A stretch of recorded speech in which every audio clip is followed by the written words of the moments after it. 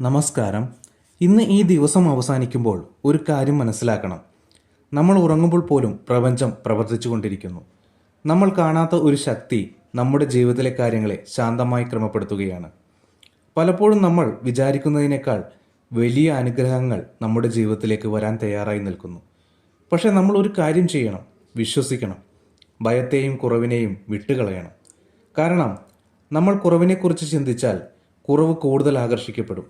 പക്ഷേ നമ്മൾ സമൃദ്ധിയെ വിശ്വസിച്ചാൽ സമൃദ്ധി നമ്മുടെ വഴിയിലേക്ക് വരും. ഇപ്പോൾ ഉറങ്ങുന്നതിന് മുമ്പ് ശാന്തമായി പറയൂ, പ്രപഞ്ചം എന്നെ സംരക്ഷിക്കുന്നു.